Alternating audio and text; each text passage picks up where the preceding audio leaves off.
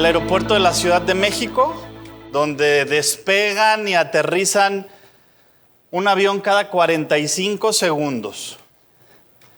Los pilotos deben de obedecer a la torre de control, pero con una característica: deben ser exactos. Y es imprescindible que obedezcan las instrucciones. Imagínate entonces un piloto que ve ahí un espacio y se mete. ¿Qué causaría? No quiero pensar el caos que provocaría o las muertes que esto ocasionaría. Entonces, obedecer a la torre de control, así como nosotros obedecer a Dios, es imperativo, pero además trae obediencia. ¿Quieres saber qué cosas debes de obedecer para traer a tu vida bendición? Justamente de eso vamos a hablar esta mañana. Vamos a orar para que Dios nos revele estas cosas. Amado Padre, queremos darte gracias, Señor, en este tiempo, porque solo de ti viene el socorro. Señor, queremos esforzarnos y ser valientes.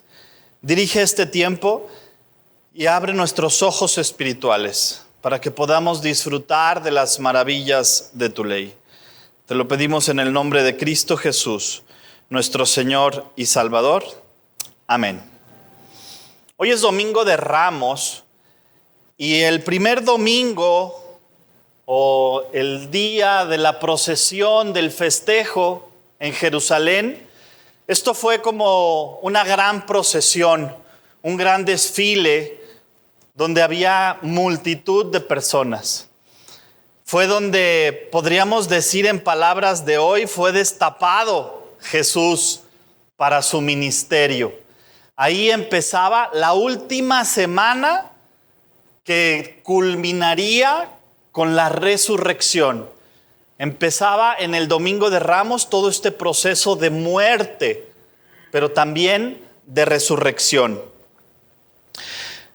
Esta semana fue la suma. Quienes usamos Excel sabemos que el signo es la sumatoria de muchas personas obedeciendo a su propósito. Eso fue lo que sucedió en aquel tiempo. Solo imagina la ciudad de Jerusalén, había más o menos 50,000 habitantes. Pero para este festejo llegaban alrededor de 500,000 visitantes. Entonces aquello era un hervidero de personas en donde ellos estaban celebrando la salida de los hebreos de Egipto.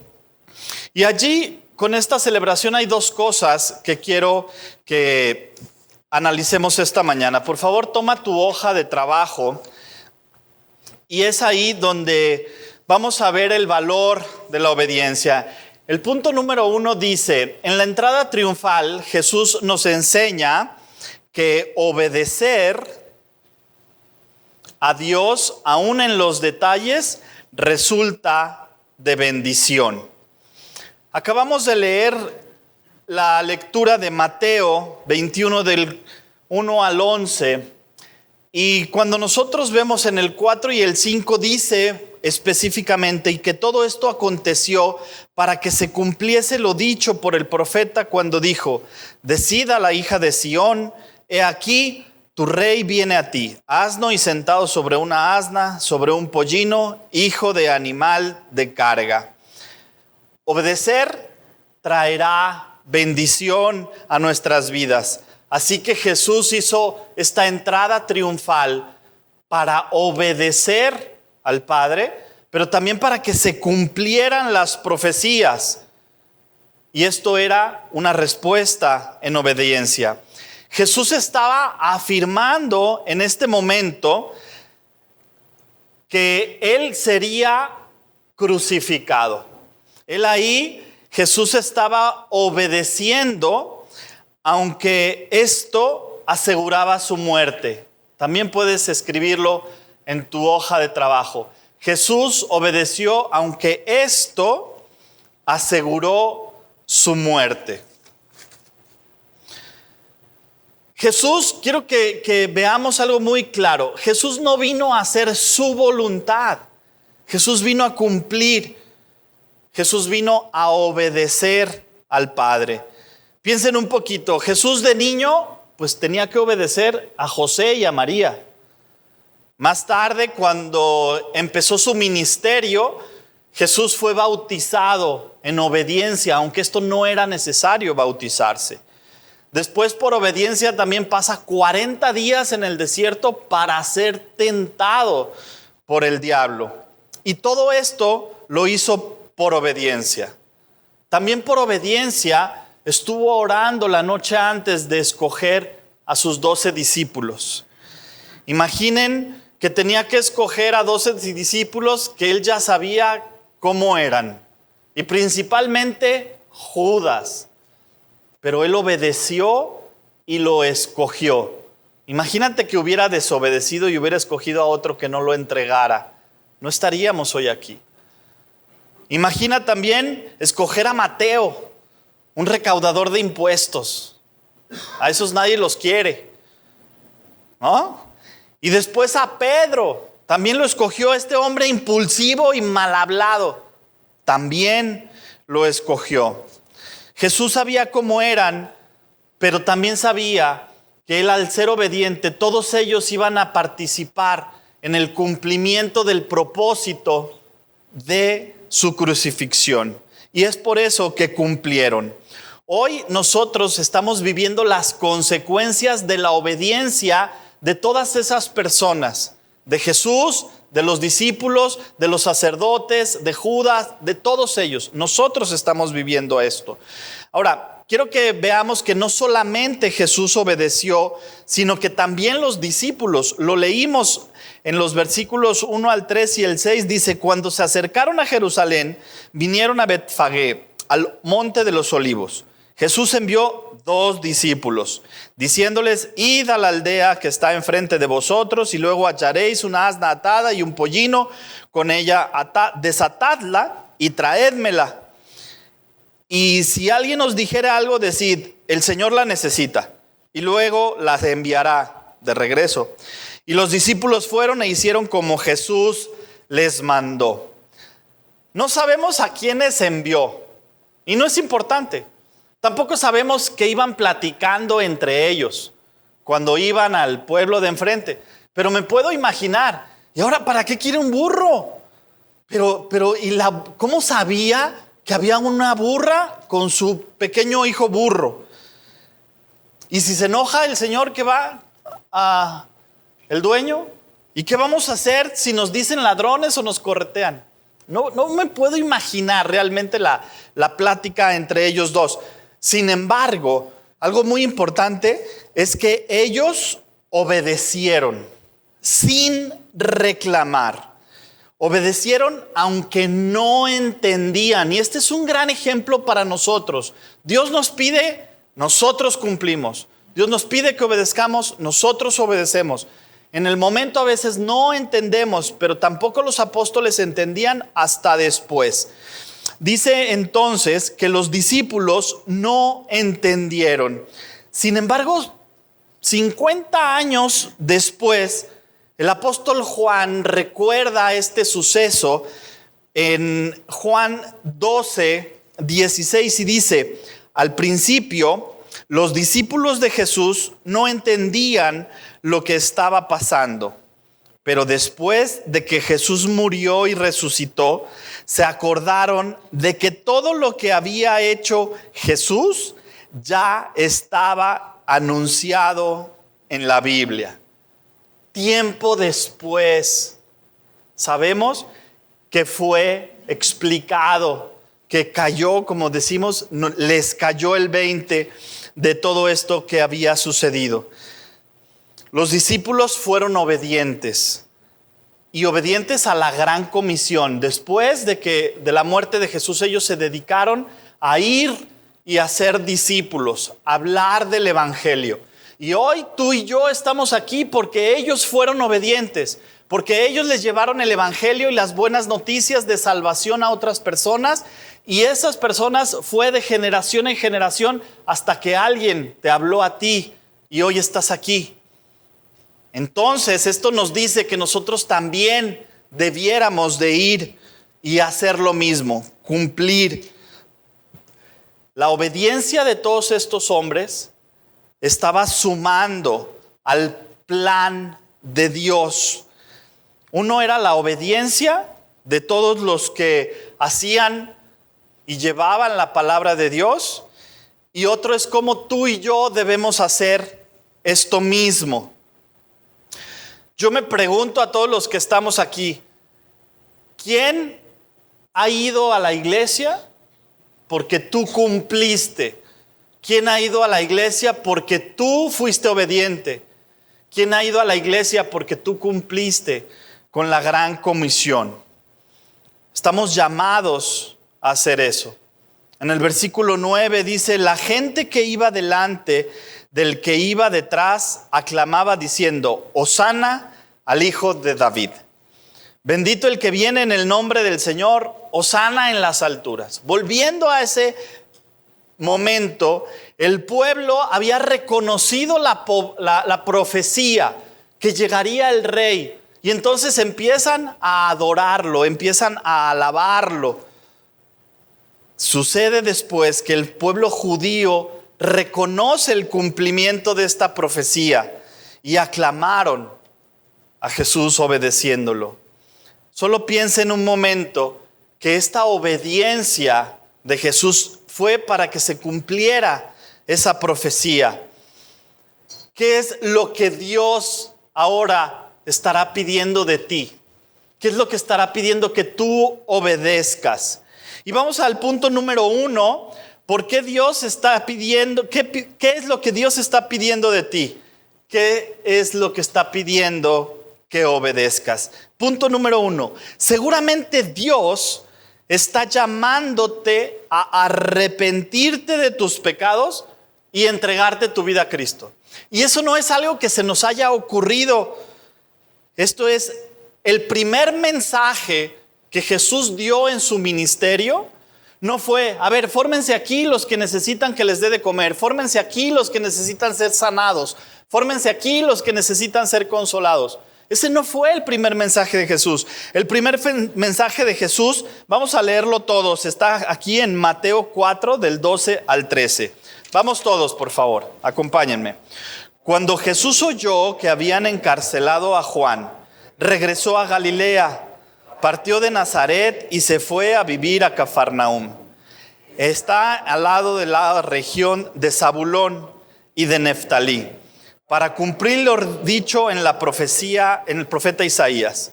Desde entonces comenzó Jesús a predicar: arrepiéntanse porque el reino de los cielos está cerca. Comenzó a predicar. Su primer discurso: arrepiéntete. Ese es el primer discurso, y entonces es lo primero que Dios nos está pidiendo que nosotros nos hagamos. Y arrepentirte, mis hermanos, no es darnos golpes de pecho o golpearnos. Eso no es arrepentimiento. Arrepentimiento es, número 1, reconocer que he hecho mal. Punto número 2, dar un giro de 180 grados a esa acción y comprometerme a no volverlo a hacer. Eso es arrepentirme. Arrepentirme es esforzarme, porque esa vuelta de 180 grados es difícil de mantener. Entonces debo de esforzarme. Y número 4, arrepentirme es recordar siempre de dónde me ha sacado el Señor y de qué me ha perdonado. Por favor, nunca olvides eso. El arrepentido camina como arrepentido, habla como arrepentido, incluso discute como arrepentido. Es por eso que me encanta el Salmo 51, donde David habla y se muestra con ese arrepentimiento, con ese dolor verdadero en su corazón. Y dice, vamos a leer todos el Salmo, esta parte que dice nada más el versículo 17. Los sacrificios de Dios son el espíritu quebrantado. Al corazón contrito y humillado no despreciarás tú, oh Dios, Es un salmo que también nos da mucha esperanza de que Dios nos va a perdonar. Punto número 2, después de que Dios nos está pidiendo que nos arrepintamos, Dios también seguramente te está pidiendo, número 2, perdonar. Así es como lo vamos a registrar en nuestra hoja, perdonar a alguien. Mientras estaba preparando este mensaje, recordaba cómo Jesús en la cruz perdonó a sus verdugos. Jesús habló 7 palabras en la cruz. Y para hablar tenía que esforzarse y le dolía porque tenía que sostenerse en sus pies y tomar aliento para hablar. Y lo primero que dijo fue: Padre, perdónalos. ¿Y por qué habrá dicho Padre, perdónalos si Jesús podía perdonarlos? Jesús estaba diciéndole: Señor, Padre, ponle un alto a tu justa ira. Justa. No les vayas a hacer nada. Aún que él estaba sufriendo, él pide por los que le estaban haciendo daño. Y es eso lo que Dios nos está llamando. Hoy Dios está poniendo el freno todavía a su justa ira sobre cada uno de nosotros, porque la paga del pecado es muerte. Esa sería la justa ira. Sin embargo, Dios tiene puesto ahí el pie en el freno de su justa ira para que tú y yo nos arrepintamos, para que tú y yo perdonemos a los demás. Pablo implora en Efesios 4, 31 y 32. Y dice: quítense de vosotros. Después de que nos está diciendo Jesús, arrepiéntanse y perdonen, quienes dicen: es que yo quiero hacer la voluntad de Dios, pero no sé cómo. Aquí está la instrucción precisa y concisa. Este versículo es maravilloso porque dice: quítense de vosotros, y vamos a leer todos juntos, quítense de vosotros toda amargura, enojo, ira, gritería, maledicencia y toda malicia. Antes sed benignos unos con otros, misericordiosos, perdonándonos unos a otros, como Dios también os perdonó a vosotros en Cristo. Entonces, ¿te fijas cómo Dios es tan claro y preciso? Nos está diciendo: a ver, perdona, pero también quita amargura, enojo, ira, gritería, maledicencia. Ojalá que los puedas subrayar cada uno de las... Esa es la tarea que saliendo de aquí tenemos cada uno. Entonces, a la hora que vayas a gritar, tengo tarea, tengo que quitar de mí la gritaría. En un momento, sabemos que tenemos que perdonar. Y todos los que estamos aquí, Dios hoy nos está llamando a que perdonemos quizás a nuestro papá que nos hizo daño, quizás a nuestra mamá, a nuestra expareja, a un socio, a una amiga.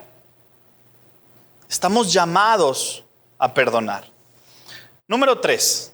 Seguramente Dios está pidiendo restaurar o mejorar. Vamos a registrar en nuestra hoja de trabajo: restaurar o mejorar tu matrimonio. Sabemos ya que debemos obedecer, arrepentirnos, perdonar, y ahora sigue restaurar. Y vamos a restaurar nuestro matrimonio. El apóstol Pedro era un hombre casado y declara esto. Vamos a leer solo este versículo, Pedro 1:7, pero solo las mujeres. Vamos a leerlo, mujeres y yo, vamos a leerlo ahora. Asimismo, esposas, sométanse a su... ¡Fuerte!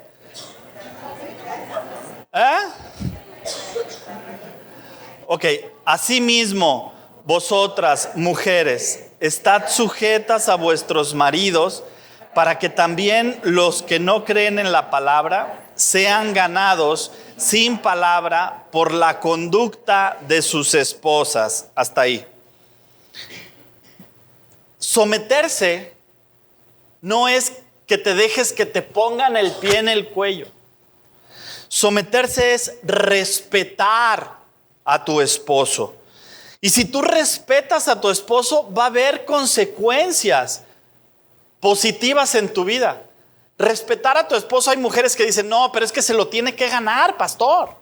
A ver, no confundamos el respeto con la admiración. Respetarlos es por la investidura que le dio Dios al ser tu esposo, al bendecir tu matrimonio. Entonces, nosotras, mujeres, tendríamos que estar sujetas a los esposos, pero esto trae bendición. Esto trae a tu esposo la oportunidad de tomar su lugar como guía y director de tu vida, de tu casa, ser la cabeza, ser responsable de su matrimonio, pastorearte y proveer y protegerte. Por eso somos hombres. Ahora, varones, vamos a leer el siguiente versículo. Vamos a leer el 7. ¿Ok? Vosotros, maridos, igualmente vivid con ellas sabiamente, dando honor a la mujer como a vaso más frágil y como herederas de la gracia de la vida, para que vuestras oraciones no tengan estorbo. Varones, sé que no es fácil, que tenemos que tomar un doctorado en mujer 1, 2 y 3. Tengo 3 en mi casa, entonces también hay que tomar un doctorado en esposa 1, 2, 3, 4, 5, 6, 7, el infinito. Pero lo podemos hacer esforzándonos, siendo valientes, con la ayuda de nuestro Señor. Número 4, seguramente Dios también está pidiendo que te comprometas a esta familia Rey de Reyes. El próximo domingo 18 de abril se van a recibir nuevos miembros y se van a bautizar y van a participar de la familia de Rey de Reyes. Yo estoy orando realmente por estas pruebas que pueden venir siempre en este tiempo. Pero Efesios 2:19 respalda esto del compromiso y de la familia. Vamos a leer todos juntos. Dice, así que ya no son extranjeros y advenedizos, sino co-ciudadanos de los santos y miembros de la familia de Dios. Ahora, todas estas 4 cosas que dijimos, obedecer, arrepentirnos, perdonar, restaurar y comprometer, trae como consecuencia una bendición. Y vamos a ver esa bendición. Por medio de la entrada triunfal, Jesús garantiza la segunda venida. Jesús nos garantiza su segunda venida.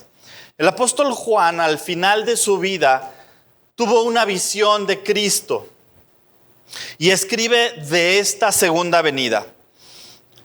Después de esto miré, y aquí una gran multitud, la cual nadie podía contar, de todas naciones y tribus, pueblos y lenguas, que estaban delante del trono y de la presencia del Cordero, vestidos de ropas blancas y con palmas en las manos. Escribe ahí, y con palmas en las manos.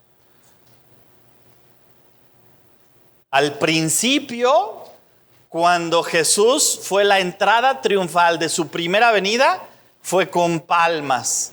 En la visión de Juan, en la segunda venida, también habla de palmas en las manos.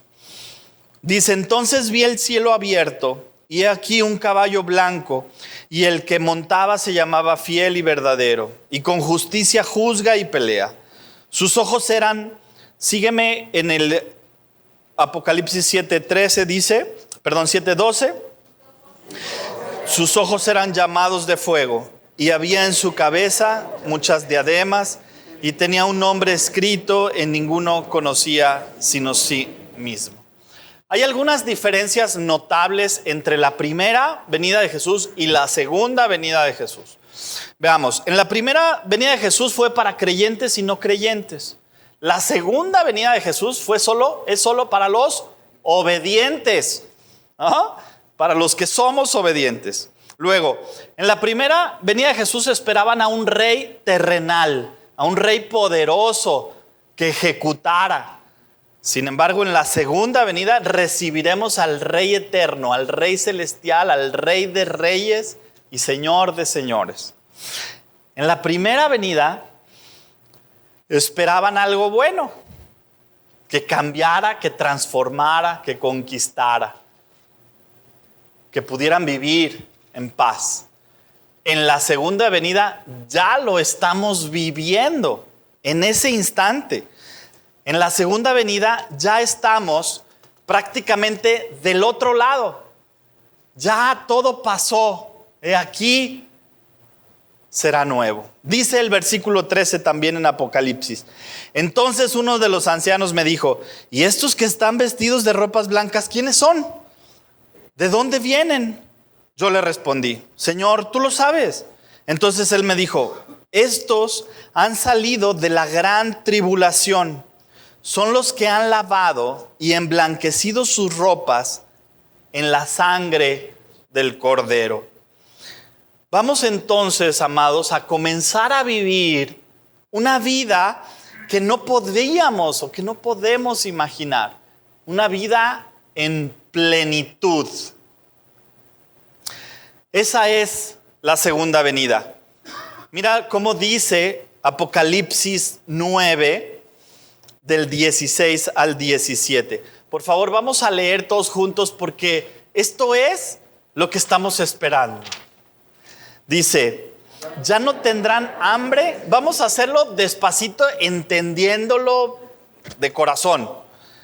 Ya no tendrán hambre ni sed, y el sol no caerá más sobre ellos, ni calor alguno, porque el Cordero que está en medio del trono los pastoreará y los guiará a fuentes de aguas de vida. Y Dios enjugará toda lágrima de los ojos de ellos. Esta es la bendición que es la consecuencia a nuestra obediencia. Nos conviene entonces obedecer. Respondiendo a la primera pregunta, este es el valor de la obediencia, la vida eterna. Amén. Amén. Vamos a orar para que sea Dios quien selle este mensaje de revelación directo a nuestro corazón. Amado Padre, te queremos dar gracias, Señor, por tu claridad en la palabra que nos has hablado hoy. Señor, danos la fuerza para ponerlo en práctica. Te lo pedimos en el nombre de Cristo Jesús, nuestro Señor y Salvador. Amén y amén. Dios les bendiga.